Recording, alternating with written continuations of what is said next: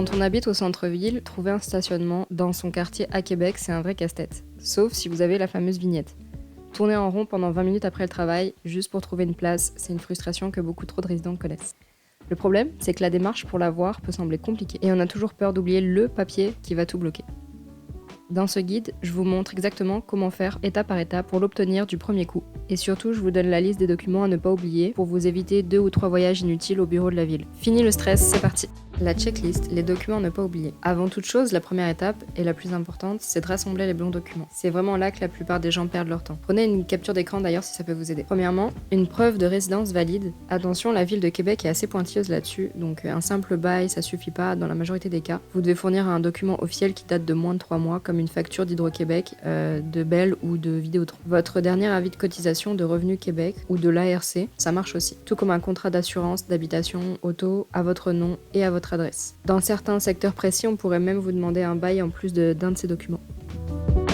Donc deuxièmement, il faut prouver que la voiture vous appartient avec une preuve. Le plus simple, c'est votre certificat d'immatriculation. Si le véhicule n'est pas à votre nom, disons une voiture de compagnie, il vous faudra une preuve que vous êtes le conducteur principal, comme le contrat d'assurance qui vous nomme clairement.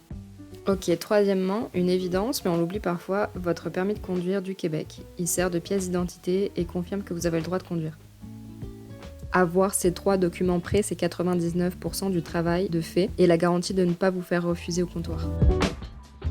Maintenant que vos papiers sont en ordre, on va où? Étape 1, aller au bon endroit. Contrairement à d'autres villes, pour une toute première demande de vignette à Québec, il faut absolument y aller en personne. Ça se fait pas 100% en ligne pour la première fois. Vous devez vous rendre dans un des bureaux d'arrondissement de la ville, comme celui de la cité Limoilou, de Sainte-Foy-Sillery, Cap-Rouge, etc. Vous pouvez faire une recherche rapide sur Google pour bureau d'arrondissement Québec et là vous allez trouver les différentes adresses et les heures d'ouverture du bureau le plus proche. Je vous mets le lien dans la description. Ok, l'étape 2, la procédure sur place. Une fois sur place, vous allez au comptoir des services aux citoyens. C'est là qu'on s'occupe des permis. Présentez simplement vos documents à l'agent. Il ou elle va vérifier que votre adresse est bien dans une zone qui permet d'avoir une vignette, que vos preuves sont valides et que les infos du véhicule sont correctes. Si votre dossier est complet, ça ne prendra que quelques minutes. Ensuite, l'étape 3, c'est le paiement. Une fois que tout est validé, il faut payer les frais. Là, vous pouvez le faire par argent comptant ou par carte de débit. La carte de crédit n'est pas acceptée. Le coût a tendance à augmenter un peu chaque année. Là, en 2025, attendez-vous à payer autour de 150 $ pour la première vignette à une adresse. Si quelqu'un est à la même adresse que vous et a besoin aussi d'une vignette, dont ce serait considéré comme une deuxième voiture, là, le prix grimpe et c'est 225 $. Notez bien que le tarif est fixe et peu importe si vous faites la demande en janvier ou en octobre, c'est toujours le même tarif. Et après le paiement, mission accomplie, l'employé vous rend directement la vignette. Une chose à savoir, c'est que la vignette dépend de la plaque d'immatriculation. Donc si vous êtes toujours à la même adresse mais que vous changez de voiture et que vous avez une vignette, à ce moment-là il va falloir retourner au bureau des arrondissements pour demander une nouvelle vignette avec inscrit dessus la nouvelle plaque de votre nouvelle voiture. Donc pour résumer, c'est simple si on est bien préparé. Rassemblez votre preuve de résidence, votre certificat d'immatriculation et votre permis de conduire. Filez à votre bureau d'arrondissement et payez les frais et c'est dans la poche. Une autre chose à savoir ici, c'est comme le permis de conduire et comme le certificat d'immatriculation, la vignette elle est renouvelable chaque année. Donc à peu près au mois de septembre, vous allez recevoir un avis de renouvellement et vous pouvez payer les frais soit en ligne ou soit vous pouvez aller directement dans votre bureau d'arrondissement. Parfois, il se peut que les agents aient besoin de faire une vérification et demandent à nouveau à présenter les documents. Donc c'était arrivé par exemple cette année pour la cité Limoilou.